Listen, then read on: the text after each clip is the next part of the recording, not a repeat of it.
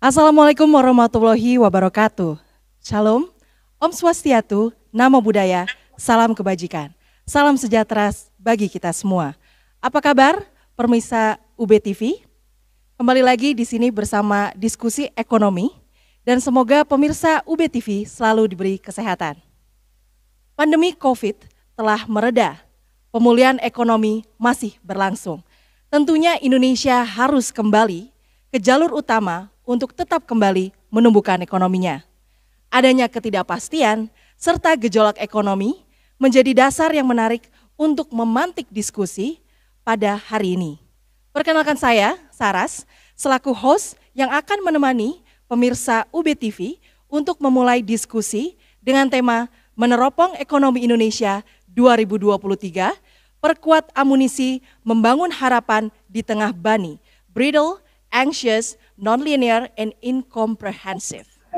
PPKE FEBUB akan mengadakan suatu agenda diskusi ekonomi untuk membahas isu strategis ekonomi secara komprehensif yang terkait dengan tantangan yang sedang dihadapi oleh masing-masing sektor ekonomi di Indonesia dan juga akan memberikan pandangan yang sangat menarik tentang proyeksi ekonomi Indonesia di tahun 2023.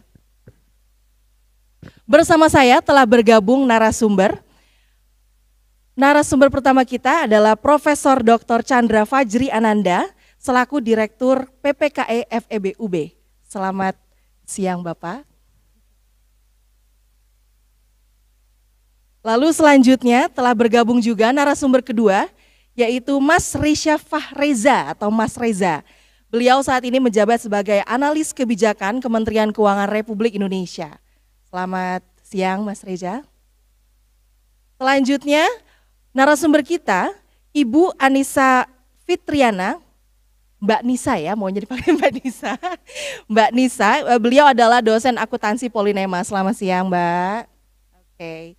Selanjutnya ada Mas Atu Bagus Wiguna ya. Beliau ini sekarang menjabat sebagai peneliti PPKE FEBUB. Sekaligus juga dosen di Fakultas Ekonomi dan Bisnis Universitas Brawijaya. Selamat siang, selamat datang. Selanjutnya ada Bapak Aang Afandi.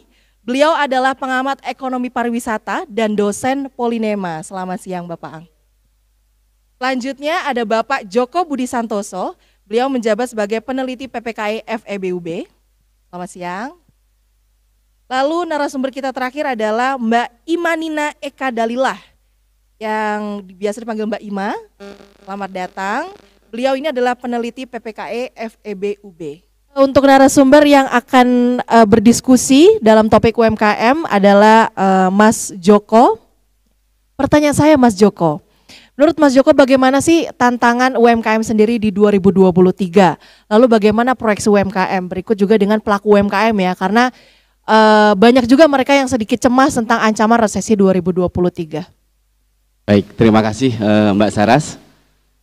Jadi sesuai dengan judul ini, saya akan memberikan tagline ya terkait dengan pengembangan UMKM ke depan ini gitu, untuk 2023. Gitu. Jadi saya akan berangkat dari tagline amunisi kuat, kebijakan tepat, UMKM bergeliat, Bani lewat. Nah, jadi yang pertama gitu ya, terkait dengan amunisi kuat. Gitu ya.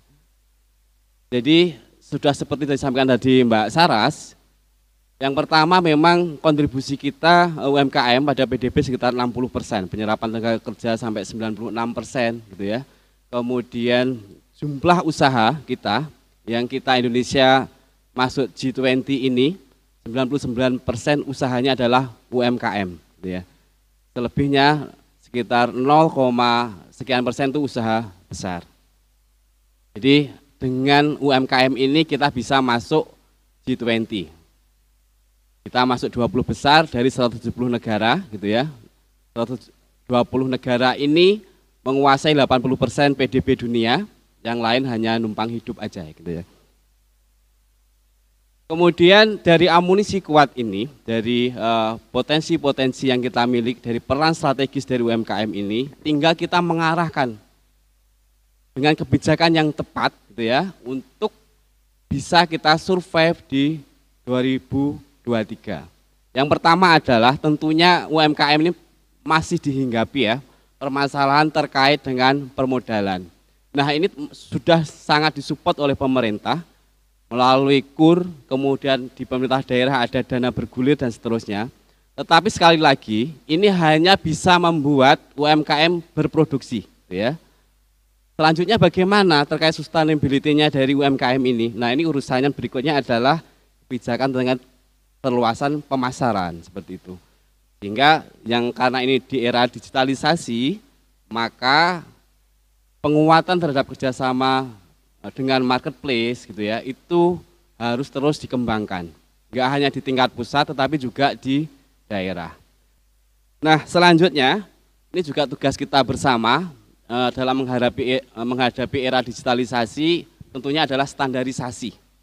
Jadi seperti disampaikan oleh Mas Aang tadi, sertifikasi halal gitu ya, kemudian perizinan itu harus terus difasilitasi oleh pemerintah daerah. Kemudian juga potensi wisata halal dan seterusnya tadi itu ada sekitar mungkin hampir 0,5 miliar wisatawan yang menghendaki ada wisata halal tadi. Potensi marketnya seperti itu. Selanjutnya itu jangan lupa terkait dengan local wisdom gitu ya. Dalam setiap kebijakan publik khususnya dalam UMKM itu kearifan lokal ini juga harus dimasukkan seperti itu. Contoh mungkin sebagai di Jawa Timur dulu di eranya Pak Dekarwo ada sistem namanya tanggung renteng gitu ya. Nah ini sebenarnya sangat potensial mengurangi NPL ya, mengurangi NPL kemacetan kredit. Nah ini saya kira modal sosial yang harus terus kita kembangkan. Selain itu juga mungkin sebagai benchmark juga Jawa Timur juga mengembangkan ekonomi pesantren gitu ya.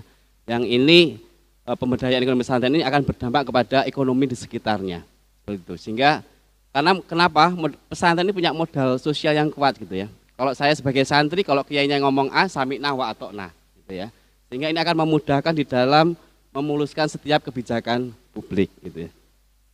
Nah sekali lagi, satu lagi kebijakan pengembang UMKM tidak bisa dilepaskan dari kebijakan pemerintah yang lain. Jadi UMKM ini dalam konteks yang sekarang ini, UMKM ini sebagai gerbongnya, lokomotifnya ada di Mas Aang, di pariwisata.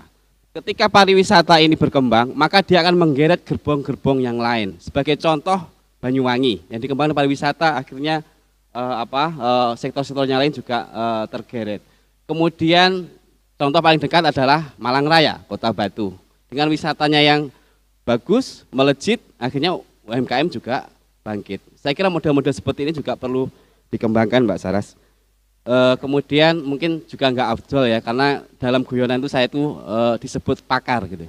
Apa-apa dibikin cetar gitu ya. Atau kadang-kadang juga apa-apa dibikin kelakar gitu. Jadi akan saya tutup dengan sebuah pantun aja gitu ya. Pagi hari enaknya ngopi, ditemani roti bakar. Ayo terus berkonsumsi agar ekonomi tetap cetar. Waduh. Terima kasih. Hebat sekali Mas Joko ya, terima kasih atas pantunnya. Baik, terima kasih pemirsa UB TV yang telah join dengan kita, bergabung dengan kita untuk diskusi hari ini dengan tema Meneropong Ekonomi Indonesia 2023, perkuat amunisi membangun harapan di tengah Bani. Saya juga mengucapkan terima kasih kepada para narasumber yang telah meluangkan waktunya untuk siang hari ini, diskusi yang sangat menarik. Saya Saras sebagai host, pamit dan undur diri, selamat siang dan sampai jumpa di lain waktu. Terima kasih.